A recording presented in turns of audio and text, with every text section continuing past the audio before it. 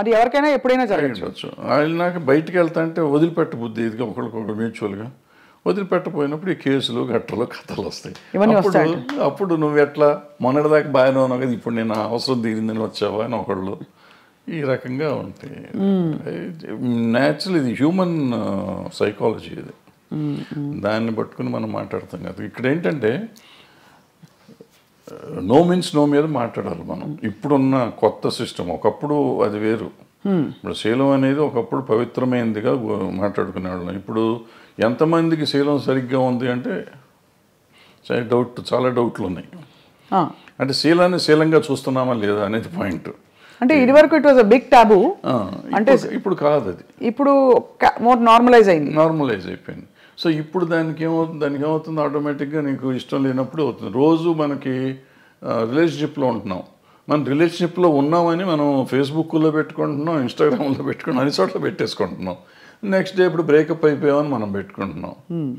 So మనమే announce చేసుకుంటున్నాం what is happening. అవును, ఆ తర్వాత మనకే కోపం వస్తే వాళ్ళ మీద కేసు పెడుతున్నాం. ఇది ఇప్పుడు దానికి ఎవరు బాధ్యులు అంటే కలిసి ఉన్నారు కదా. ఇప్పుడు ఏం పోయే కాలం, ఏం తీపరం వచ్చింది మీకు అంటారు మా అమ్మమ్మ భాషలో మాట్లాడాలంటే. తీపరం లేదు, తాపరం లేదు. ఇది ఏంటంటే నాకు ఇష్టం లేదు, నువ్వు రావద్దనని రావకూడదు, అంతే, సింపుల్. సో అక్కడ నుంచి ఆ వైరం వల్ల వచ్చే కేసులు అంటారు ఇది. కానీ జెన్యున్గా ఆడపిల్లలకి రక్షణ లేదని హేమా కమిటీ రిపోర్ట్ని కూడా మీరు ఆమోదించపోరు. ఎందుకు డెఫినెట్గా ఉందమ్మా, డెఫినెట్. ఇప్పుడు ఒక అమ్మాయి వచ్చింది పాపం, ఎవరో ఒక అమ్మాయి ఆశగా సినిమాల్లోకి చేద్దామని వచ్చింది. వచ్చిన అమ్మాయిని నువ్వు నాకు ఏదన్నా ఇది ఇస్తేనే నేను ఉద్యోగం ఇస్తాను, వేషం కానీ పని కానీ ఇస్తాను అనేది దుర్మార్గమే కదా. హేమ కమిటీ రిపోర్ట్లో కానీ ఎక్కడైనా కానీ ఈవెన్ పాక్స్ దీంట్లో కానీ అదే చెప్తాను. నువ్వు అడగటం కూడా తప్పు. అడిగినాక లొంగి నువ్వు ఆ అమ్మాయికి పని ఇచ్చేసినా కూడా, ఎదురు పని ఇచ్చేసినా కూడా లొంగ తీసుకోవటం తప్పే. కాబట్టి ఏ రోజు తెలిసినా కానీ నా మీద నేను శిక్షార్హుడిని. ఏమంటే మ్యూచువల్గా కలిసి ఉన్నాం కదా, నీకేంటి అని మనం అడగటానికి లేదు. ఇంకా కలిసి ఉన్నా కానీ నువ్వు లొంగ తీసుకున్నావు కదా. అవును, ఇప్పుడు మరి జానీ మాస్టర్ ఇష్యూలో ఏమై ఉంటుంది సార్? అది దాన్ని నేను మాట్లాడకూడదు. మీరు మాట్లాడకూడదు కాబట్టి ఓకే ఫైన్, అడగం సార్. మేము కూడా కమిటీని కోర్టుని కంప్లీట్గా గౌరవిస్తూ అంటే దీనికి బేస్ లైన్ ఒక నార్మ్ ఎలా తీసుకోవాలనే ఒక క్వశ్చన్. ఎందుకంటే టిపికలీ రెమ్యూనరేషన్స్తో పాటు ఇట్స్ అన్ ఎక్స్పెక్టెడ్ ఫేవర్ అని వినికిడిలో ఉంది. చాలామంది హీరోయిన్లు, చాలామంది క్యారెక్టర్ ఆర్టిస్టులు, దీంట్లో జయలలిత గారు చెప్పారు సార్ ఫర్ ఎగ్జాంపుల్. ఇక్కడ నాకు ఆ కేసు మీరు అడుగుతున్న particular case, it is work place harassment. Work place హెరాస్మెంట్లో అంటే మీరు పనిచేస్తున్నారు, మీరు సాక్షి టీవీలో పనిచేస్తున్నారు, లేకపోతే ఐ డ్రీమ్లో పనిచేస్తున్నారు. మీకు నాకు ఏదో వైరం ఉందో, లేకపోతే మన ఇద్దరికి సమ్ స్కోర్ సెటిల్ చేసుకోవాలి. నేను సడన్గా మీరు వెళ్ళి యాంకరింగ్ చేస్తా ఉంటే, ఇట్లా జరుగుతుంటే మధ్యలో వచ్చేసి ఆపేసే స్వప్న బయటికి రామ్ డూమ్ అంటే that is work place harassment. ఏమీ చెయ్యిపోయినా అతను మనిషి మీకు చాలా ఇష్టమై ఉండొచ్చు, మీతో వాళ్ళకి ఉండొచ్చు, ఏదైనా అయి ఉండొచ్చు, but it's no business to can get into the premises. First point, that is work place harassment. So అటువంటి టైప్ ఆఫ్ కేసెస్ దాంట్లోకి వస్తాయి. మిగిలిన ఇవన్నీ మనకు సంబంధం లేని కేసులు. కానీ ఇది ఇక్కడ సెక్షువల్ ఎక్స్‌ప్లాయిటేషన్ జరిగింది. That is also sexual exploitation. A right to has gut, you might be having right on you some ఏదైనా రకంగా, but you should have weighted out side. లోపలికి వచ్చి అంత ఇది లేదు కదా. And it's not his premises, my premises. అదే లోపల రావడమే తప్పు కదా. సో ఇవన్నీ అంటే మరి వీటికి పరిష్కారాలు ఉంటాయంటారా? బికాజ్ మూవీ ఆర్టిస్ట్ అసోసియేషన్ ఏముంటుందా పరిష్కారం? ఏదో ఉంటాయి, చట్టాలు ఉంటాయి, చట్టాలు చెప్పినవి సగం చేస్తూ ఉంటాం. చట్టాలు చెప్పినందువల్ల అవుతుందా? ఏది అవుతుందంటే మనం కూడా తప్పు చేసామా లేదా, ఇది తప్ప కాదా అనేది మనం ఆలోచించుకోవాలి. మనం కూడా కొంచెం పెద్ద మనసు చేసుకుని ఈ చూసి చూడనట్టు మనం వెళ్ళాలి. జరుగుతూ ఉంటాయి తప్పులు, నాతో జరుగుతాయి, మీతో జరుగుతాయి, ప్రతి మనిషితో జరుగుతాయి తప్పులు. ఆ తప్పుని మనం దాన్ని ఇంకొంచెం అల్లరి చేసుకుంటానికి ట్రై చేయకుండా దాన్ని సరిగ్గా పరిష్కరించుకుంటే ఈజీగా సాల్వ్ అయిపోతుంది. అసలు ఇష్యూ ఏముంది, ఎవరి పనులు చేసుకుంటున్నప్పుడు ఇష్యూస్ ఏముంటాయి ఇక్కడ? అది కరెక్టే కదా సార్ అది. కానీ okay, final question on this topic sir. వాతావరణం చాలామంది ఇప్పుడు క్యారెక్టర్ ఆర్టిస్టులు బయటకు వచ్చి ఇంటర్వ్యూలు ఇచ్చిన సందర్భాల్లో చెప్పారు, ఫలానా టైంలో నేను లొంగిపోవాల్సి వచ్చింది, నాకు ఆప్షన్ లేకపోయింది, రాత్రి 2 గంటలకి నా డోర్ వచ్చి కొట్టేవారు తాగేసి. మరి ఇవన్నీ ఏమిటంటే వీటిని ఏ పరిధిలో చూడాలి, ఏ కోణం నుంచి చూడాలి? ఇవి ఇంటర్వ్యూ అంటే ఇవేదో ప్రైవేట్గా చెప్పినవి కాదు సార్, బహిరంగంగా బహిర్గతంగా చెప్పారు. ఇప్పుడు ప్రాబ్లం ఏంటంటే ఇక్కడ మనం మన సమాజం ఫస్ట్ అసలు ఆడపిల్ల అంటేనే లోకువ, బయట కూడా సమాజంలో జనరల్గా సినిమాల్లో ఉన్నాడంటే అసలు మరీ లోకువ, అంటే వాళ్ళకి ఏదో taken for granted. Correct, taken for granted. So ఎవళ్ళైనా ఏదైనా చేయొచ్చు. అండ్ ఈ సినిమాల్లో నిజాలెన్నో అబద్ధాలెన్నో మనకేమీ తెలియదు, కానీ ప్రతి వాళ్ళకి ఒక ట్యాగ్ పెట్టేసి ఉంటుంది. ఈ అమ్మాయి ఆ అబ్బాయితో ఉంది, ఆ అబ్బాయి ఆ అమ్మాయితో ఉన్నాడు, సంథింగ్ ఉంటుంది. అవును. ఈ ఇంటాక్సికేషన్ స్టేజ్ వస్తుంది. నైట్ తలుపులు కొట్టే వాళ్ళంతా మందు కొట్టినాక వస్తారు. వాళ్ళకి ఈ నాకు దొరకలేదు, వాళ్ళకి ఈ టైప్లో ఉంటారు వీళ్ళంతా.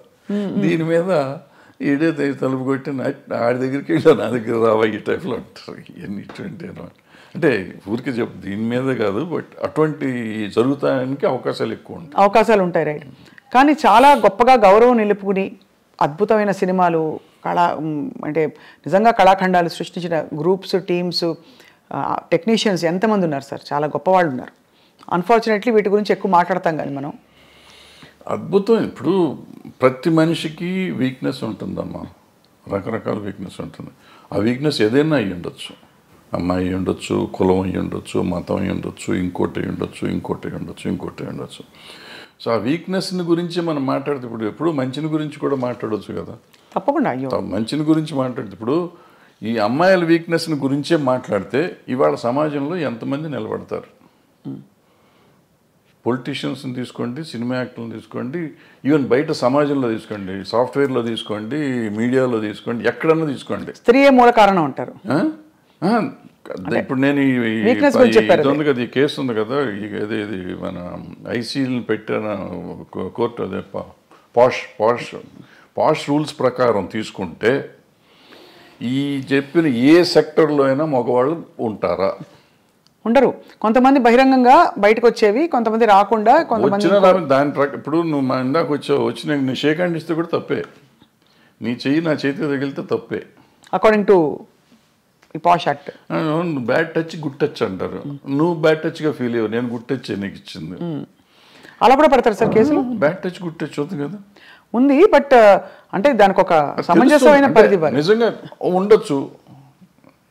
నీకు నువ్వు ఫీల్ అయ్యి ఉండొచ్చు, నేను ఫీల్ అయ్యి ఉండకపోవచ్చు, నువ్వు ఫీల్ అయ్యి ఉండొచ్చు. నువ్వు ఫీల్ అయితే కేసేగా. అది మొత్తానికైతే క్లిష్ట పరిస్థితుల్లో అలా మామూలుగా వస్తున్నావు. నేను చనువుగా ఫాదర్లీ ఫీలింగ్ స్వప్న బలి చేసావు అని దెబ్బేసాను అనుకో, అమ్మాయిని ముట్టుకున్నావు, కొంపమని కింద అయిపోయావు. నువ్వు కేసు పెడితే నేను అయిపోయాను. సో అందుకే చాలా అతి జాగ్రత్తగా ఉండవలసిన టైం, చాలా జాగ్రత్తగా ఉండాల్సిన పరిస్థితులు వచ్చినాయి. ఇప్పుడైతే మాత్రం as long as this posh case this act ఉన్నంత కాలం అతి జాగ్రత్తగా ఉండకపోతే కొంపలు మునుగుతాయి. అండ్ ఇప్పుడు సోషల్ మీడియా వచ్చాక అసలు క్షణాల్లో అన్ని వైరల్ తర్వాత ఇంకా చాలా జాగ్రత్తగా ఉండాలి. అంటే డెఫినెట్గా ఇవన్నిటి వల్ల కొంత మార్పు వస్తుంది. 100% పోతుందా అంటే నేను అంత ఈజీ కాదు. ఎందుకంటే ఆడపిల్లలు కూడా కొంచెం స్ట్రాంగ్ అవ్వాలంటే ఉన్నారమ్మా, చాలా స్ట్రాంగ్ ఉన్నారు. ఆడపిల్లలు అంత ఈజీగా ఏం లేరు. కొంతమందికి సర్వేల కోసం లొంగేవాళ్ళు ఉంటారు. సర్వేల కోసం నేను ఏదైనా అచీవ్ చేయాలి, ఎలాగైనా అచీవ్ చేయాలనుకునే వాళ్ళు కొంతమంది, ఏమీ చేయకుండా నేను అచీవ్ ఎందుకు చేయలేను, నా టాలెంట్తో నేను ఎందుకు అచీవ్ చేయలేను చేసిన వాళ్ళు ఉన్నారు, చేస్తున్నారు కూడా. ఆ రకంగానే అచీవ్ చేస్తారు, ఈ రకంగానే అచీవ్ చేస్తారు. ఎవళ్ళు రైట్ ఎవళ్ళు తప్పు అంటే tell me one name sir who you have great respect for, అంటే ఇన్ దిస్ రిగార్డ్ వాళ్ళ కష్టపడి పైకి వచ్చారు. అంటే నేను క్యారెక్టర్ పర్స్పెక్టివ్ నుంచి చెప్పట్లేదు సార్, జస్ట్ ఏ విధమైన కంపల్షన్స్కి లొంగాల్సిన అవసరం లేకుండా పైకి వచ్చిన నటీమణులు మీరు చాలా గౌరవించేవాళ్ళు. మీకు వాణిశ్రీ గారు ఎక్కడొచ్చారు? ఆవిడ ఎక్కడ జూనియర్ ఆర్టిస్ట్, ఆవిడ అసలు ఏ రేంజ్కి వెళ్ళారు? అసలు హీరోస్ని కమాండ్ చేసారు, ఇండస్ట్రీనే కమాండ్ చేసే లెవెల్కి వెళ్ళారు. హయ్యెస్ట్ పెయిడ్ ఆర్టిస్ట్ ఆవిడ. సింపుల్, ఆవిడ అంతకంటే గొప్పవాళ్ళు ఎవరు లేరు మార్కెట్లో. భానుమతి గారు అంటే వాళ్ళు వేరే, భానుమతి గారు కమాండ్ చేశారు. జమున్ గారు కూడా మామూలుగా ఇచ్చారు, ఆవిడ కమాండ్ చేశారు. ఆవిడ రామారావు గారు నాగేశ్వరరావు కాదని చెప్పి ఆ రోజుల్లో షీ గుడ్ విత్ స్టాండ్. మనం అనుకుంటాం రామారావు నాగేశ్వరరావు కంటే వేరే లేదు ఆ రోజుల్లో, ఆల్టర్నేటివ్ లేని పరిస్థితుల్లో ఆవిడ నిలబడి మళ్ళీ వాళ్ళిద్దరూ ఆవిడతో కాంప్రమైజ్ అయ్యారు తప్ప ఆవిడ వాళ్ళతో కాంప్రమైజ్ అవ్వలేదు. అవలే. సో ఎప్పుడు ఇదేం లేదు, అదే ఏదో అయిపోతుంది అదేం లేదు. సౌందర్య గారు చెప్పుకుంటా పోతే ఎవరైనా ఉంటారు. ఎవరికి ఉండే వీక్నెస్ వాళ్ళకు ఉంటుంది. ఆ వీక్నెస్లోని మనకి సంబంధం లేదు, వాళ్ళ పర్సనల్ ఇష్యూస్ అయ్యి. కరెక్ట్ అండి, అంతే సార్. అంతే తప్ప వీళ్ళంతా ఇటు లొంగిపోయారా ఉన్నారా? వాణిశ్రీ గారు ఏం చేశారు అసలు? ఆవిడ ఏంటి, అక్కడ ఎక్కడి నుంచి వచ్చింది? కానీ ఆ రోజుల్లో ఎవరు మనసు పడలేదా సార్ వాణిశ్రీ గారిని చూసి? చాలా పడితే పడ్డారు, ఆ గొడవ మనకు సంబంధం లేదు. బట్ ఆవిడ డిక్టేట్ చేసింది కదా. అవును, ఆవిడ వచ్చిన రోజు నుంచి ఆవిడ అట్లా ఎదుగుదల వచ్చింది కదా అవును. సినిమా ఇండస్ట్రీలో. అంటే ఆవిడలో టాలెంట్ లేకపోయి ఉంటే ఆవిడ ఇంత గొప్పది అయ్యేది కాదుగా. కరెక్ట్. టాలెంట్ ఉంది కాబట్టే కదా మిగిలిన ఏంటనే పక్కన పెట్టండి. ఆవిడ ఏదో బాగాలేదన్నారు, కళ్ళు బాగాలేదంటారు, అది అంటారు, ఇది అంటారు. ఫైనల్గా ఆవిడే గాడెస్ అయిపోయింది కదా. అవును, అన్ని భాషల్లోనూ, తమిళ్లోనూ, తెలుగులోనూ. ఏం అందం సార్ అసలు. అంటే రంగు తక్కువ అని అప్పుడు అన్న వాళ్ళందరూ ఒక్కసారిగా వాణిశ్రీ చీర కట్టారంటే, వాణిశ్రీ గారి చీర అంటే ఒక ట్రెండ్ సెట్టర్.